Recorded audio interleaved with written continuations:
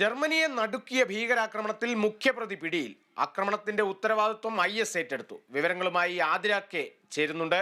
ആതിര, ഇന്നലെയും ഭീകരാക്രമണം എന്നുള്ള തരത്തിൽ തന്നെ സൂചനകൾ ലഭിച്ചിരുന്നു. ഇപ്പോൾ ഈ ഒരു ആക്രമണത്തിന്റെ ഉത്തരവാദിത്വം IS ഏറ്റെടുത്തിരിക്കുകയാണ്. എങ്ങനെയാണ് വിശദാംശങ്ങൾ? തീർച്ചയായിട്ടും കാളിദാസ്, ഇന്നലെ തന്നെ ഇത്തരത്തിലുള്ള ഒരു ചില നിഗമനങ്ങൾ നമുക്ക് ലഭിച്ചിരുന്നു. കാരണം വെള്ളിയാഴ്ച അർദ്ധരാത്രിയോട് കൂടിയാണ് ഈ ഒരു ആക്രമണം ജർമ്മനിയെ നടുക്കിക്കൊണ്ട് ജർമ്മനിയുടെ നഗരമായ സോലിങ്കലിൽ ഉണ്ടാകുന്നത്. അവിടെ നഗരവുമായി ബന്ധപ്പെട്ട അല്ലെങ്കിൽ നഗരപരിപാടിയുമായി ബന്ധപ്പെട്ടുള്ള ഒരു സംഗീത നിശ നടക്കുകയായിരുന്നു.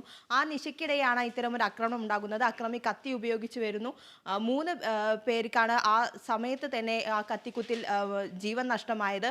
തുടർന്ന് 8 പേർക്ക് ഗുരുതരമായി പരിക്കുണ്ട്. അതിൽ 8 പേർ ഇപ്പോഴും ആശുപത്രിയിൽ തുടരുന്നു എന്നുള്ളത് തന്നെയാണ്. അതിൽ 5 പേരുടെ നില ഗുരുതരമായി തുടരുന്നു എന്നുള്ളതും ആരോഗ്യ വൃത്തങ്ങൾ അറിയിക്കുന്നുണ്ട്.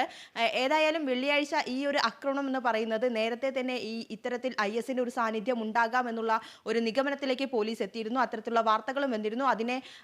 അതിനെ ശരിവെക്കുന്ന രീതിയിലാണ് ഇന്നലെ തന്നെ ഈ ആക്രമണത്തിൽ ഈ IS ഉത്തരവാദിത്തം ഏറ്റെടുത്തു എന്നുള്ളത്. ഇസ്ലാമിക് സ്റ്റേറ്റ് ഉത്തരവാദിത്തം ഏറ്റെടുത്തിട്ടുണ്ട്. ഇന്നലെ തന്നെ പെട്രോളിംഗ് അവിടെ ശക്തമാക്കിയിട്ടുണ്ടായിരുന്നു. പോലീസ് അന്വേഷണം ശക്തമാക്കിയിട്ടുണ്ടായിരുന്നു. ഇതിന്റെ അടിസ്ഥാനത്തിലാണ് ഇപ്പോൾ 2 പേർ പോലീസിന്റെ പിടിയിലുണ്ട്. ഇതിൽ മുഖ്യപ്രതി ഉണ്ട് എന്ന് തന്നെയാണ് പോലീസ് പറയുന്നത്. കാരണം ഈ ആക്രമണം നടക്കുമെന്ന് നേരത്തെ അറിവുണ്ടായിരുന്ന 15 വയസ്സുകാരൻ ഉൾപ്പെടെ 2 പേരാണ് ഇപ്പോൾ പോലീസിന്റെ പിടിയിലുള്ളത്. ഇതിൽ ഒരാൾ മുഖ്യപ്രതിയാണ് എന്നും പോലീസ് പറയുന്നു. പക്ഷേ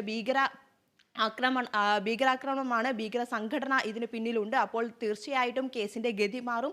ഇതിൽ പോലീസിന് ശേഷം ഭീകര സംഘടനകളുടെ അന്വേഷണ ഏജൻസി ഈ സംഭവവുമായി ബന്ധപ്പെട്ടുള്ള അന്വേഷണം ഏറ്റെടുക്കും. അത്തരത്തിൽ മുന്നോട്ട് പോകേണ്ടതുണ്ട്. അത്തരത്തിൽ കേസിന്റെ ഗതി, അതായത് ഇന്നലെ വരെ ഇത്തരത്തിലൊരു കത്തിക്കുത്തായിരുന്നുവെങ്കിൽ, ഒരു സംഗീത നിശയ്ക്കിടെ കത്തിക്കുത്തായിരുന്നുവെങ്കിൽ ഇന്ന് ആ കേസിന്റെ ഗതി മാറിയിരിക്കുകയാണ്. ഭീകരാക്രമണമാണ് ഉണ്ടായിരിക്കുന്നത് എന്ന് തന്നെ പോലീസ് സ്ഥിരീകരിക്കുന്ന ഒരു രീതിയിലേക്ക് എത്തിയിരിക്കുന്നു. ആ രീതിയിൽ കേസന്വേഷണം ഇനി പുരോഗമിക്കുമെന്നാണ് നമുക്ക് ഇപ്പോൾ മനസ്സിലാക്കുന്നത്. ഏതായാലും ആശുപത്രിയിലുള്ള 8 പേരിൽ 5 പേരുടെ നില ഗുരുതരമായി തുടരുന്നു എന്നുള്ളത് തന്നെയാണ്. ഇന്നലെ തന്നെ ഇവരെ ആ സമയം ഈ വെള്ളിയാഴ്ച അർദ്ധരാത്രിയോട് കൂടിയാണ് ഇത്തരത്തിലുള്ള ആക്രമണം ജർമ്മനിയെ നടുക്കിക്കൊണ്ടുണ്ടാകുന്നത്. അതിനുശേഷം ഇവരെ ഈ പരിക്കേറ്റവരെ എല്ലാം എത്രയും പെട്ടെന്ന് ആശുപത്രിയിൽ എത്തിക്കാൻ കഴിഞ്ഞു. പക്ഷേ 3 പേരുടെ ജീവൻ നഷ്ടമായി എന്നുള്ളത് ഏറ്റവും സങ്കടകരമായ ഒന്ന് തന്നെയാണ്. അതിൽ ഇപ്പോഴും ഈ 5 പേരുടെ നില എന്ന് പറയുന്നത് ഗുരുതരമായി തുടരുന്നു എന്നുള്ളതും ഏറെ വിഷമിപ്പിക്കുന്ന ഒരു കാര്യം തന്നെയാണ്. ഏതായാലും ഭീകരാക്രമണമാണ് എന്ന് ഉറപ്പിച്ചതിന് ശേഷം വലിയ തരത്തിലുള്ള ഒരു അന്വേഷണത്തിലേക്ക് പോലീസ് നീങ്ങുന്നു എന്നുള്ളത് തന്നെയാണ്.